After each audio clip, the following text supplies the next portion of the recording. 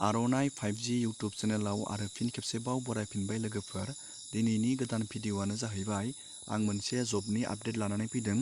बेनि जबानो जाहैबाय आसाम पुलिस फैनो लागा ओंखारथारसिगोन लोगोफोर। 2023-24 रिक्रुटमेन्ट आसाम पुलिसनि जाय बिथांमोना गोदानै एप्लाइ खालामनो सानदों, आं बिथांमोननि थाखाय नैबे भिडिअ'खौ लाबोनाय जादों। नोंथांमोना बे भिडिअ'खौ नायोब्ला आसाम पुलिस रिक्रुटमेन्ट सिलेक्सन प्रसेसनि बागै एसेब्लाबो बुजिनानै लानो हागोन। बेयाव माबायदि नोंथांखौ खारहोगोन, बारहोगोन आरो नोंथांनियाव मा डकुमेन्ट्स थानांगोन, जों नैबे भिडिअ'आव A to Z नायगोन। दानिया भिडिअ'खौ नोंथाङा मोजां मोनोब्ला चेनेलखौ साबस्क्राइब खालामना लाबानो जाबाय। बिदिनो गोदान आपडेट मिथिबाय थागोन नैबे आर'नाइ 5G इउटुब चेनेलाव। फैदो लोगोफोर, जों दानिया नायदोनि नोंथाङा आसाम पुलिसाव सिलेक्सन जानो थाखाय मा नोंथांनो गोनांथि जागोन।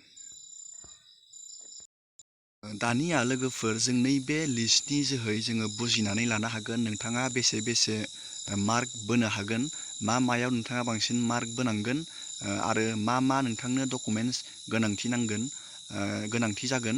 जों नैबे भिडिअ'आव A to Z नायनानै जोङो बुजिना लानो हागोन लोगोफोर। नैबे आंनि थांनाय बोसोरनि सिलेक्सन क्वालिफाइ लिस्टमोन लोगोफोर। जों बेनि जोहैनो बुजिना लागोन। बेयाव जिखिनि होदों बेनो एबारनि एप्लाइआवबो बेनो सेम जागोन लोगोफोर। जों दानिया बेखौ नायनानै बुजिनानै लादोनि फै लोगोफोर। गिबियावनो नोंथांनियाव खारनायनि सिगांनो डकुमेन्ट चेक खालामगोन लोगोफोर।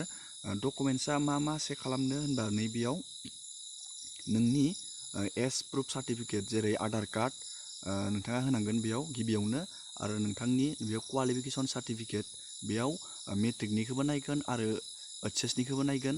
जुदि नोंथाङा बेयाव पस्टआ दङ ABUB ना, ABUB बाथाय नोंथाङा AB बाथाय नोंथांनियाव मेट्रिकनिखौ नायगोन, आरो नोंथाङा मोननैखौबो बानायदोंबाथाय नोंथांनियाव नैबे HSनिखौबो नायनाय जागोन लोगोफोर। दानिया नोंथाङा बेयाव EWS कास्ट सार्टिफिकेट नोंथाङा नैबेयाव होनांगोन लोगोफोर। कास्ट सार्टिफिकेटखौ नोंथांनो नांथारगोन, आरो नोंथांनो मोनसे इम्परटेन्ट सार्टिफिकेट बेनो जाबाय इमप्लयमेन्ट एक्सचेन्जनि सार्टिफिकेट। नोंथाङा बेखौ होथारनांगोन लोगोफोर। आरो नोंथांनो एक्सट्रा डकुमेन्ट हमगार्ड सार्टिफिकेट आरो VDP certificate, FMMO certificate, SPO certificate थायोबा नोंथाङा होजागोन लोगोफोर। बे डकुमेन्ट्सनि जाबाय लोगोफोर। दानिया बे डकुमेन्ट्सखौ साबमिट खालामखांनायनि उनाव नैबे क्वालिफाइ जाबाय।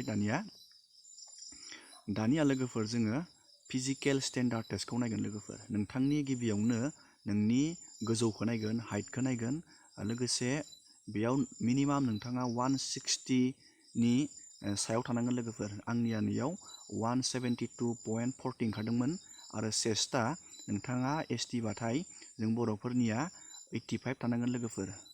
85आ मिनिमाम नोंथाङा थाथारनांगोन। 85 गैयाबा नोंथाङा डाइरेक्ट रिजेक्ट जागोन।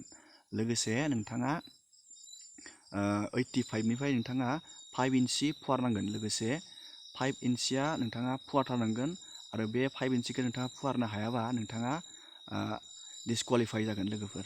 आंनिया बेयाव रिजाल्टआ क्वालिफाइ ओंखारदोंमोन। दानिया लोगोफोर, फिजिकेल इलिजिबिलिटि टेस्टखौ नायगोन लोगोफोर। बियो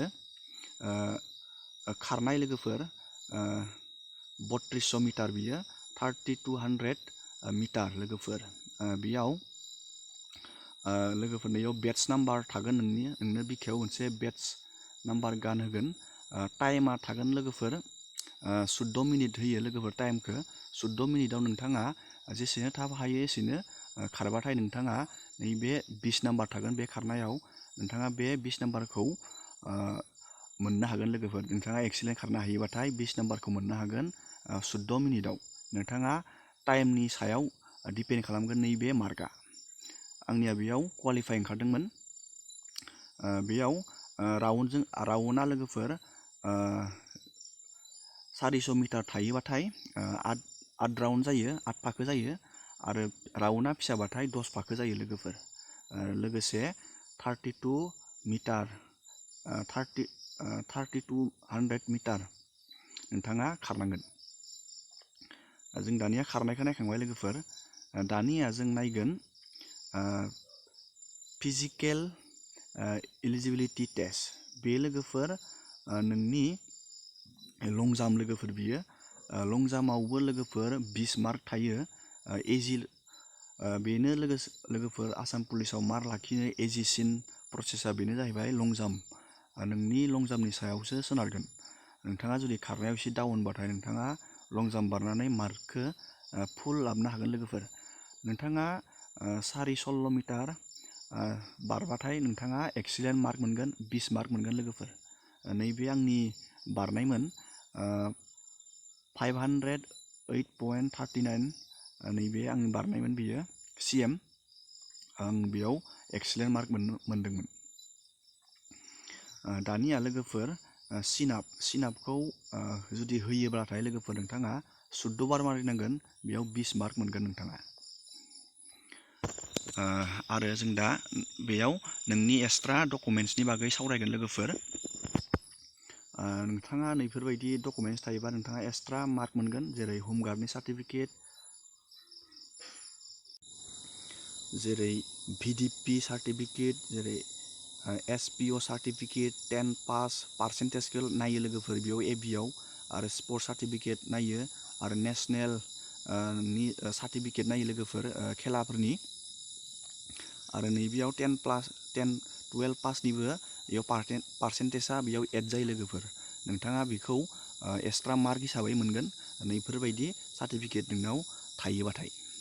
दानिया लोगोफोर नैबेयाव नोंनि टटेल मार्कखौ नैबेयाव लिरना होगोन नोंथाङा बेसे मोनो। नैबे मार्कनि सायावनो सोनारगोन लोगोफोर नोंथांनि आसाम पुलिसनि सिलेक्सन प्रसेसा। नोंथाङा नैबे मार्कखौ लानानै बेयाव रिटेननि थाखाय काट अफ जायो। काट अफआव नोंथाङा नामा फैबाथाय नोंथाङा रिटेन लिरनो मोनगोन, आरो नोंथाङा रिटेनाव पास जायोबा आसाम पुलिसाव जब मोनगोन लोगोफोर। दिनैनि भिडिअआ बेखिनियानोमोन लोगोफोर। आं नोंथांमोननो ओरैनो फिसा इनफरमेसन होनो नाजाबाय। नोंथांमोना बेबायदिनो गोदान गोदान आपडेट मोनबाय थागोन नैबे आसाम पुलिस जबनि सायाव। नोंथाङा भिडिअखौ मोजां मोनोबा चेनेलखौ साबस्क्राइब खालामनानै लादो लोगोफोर। दिनैनि भिडिअआ बेखिनियानोमोन, एसेनोसै।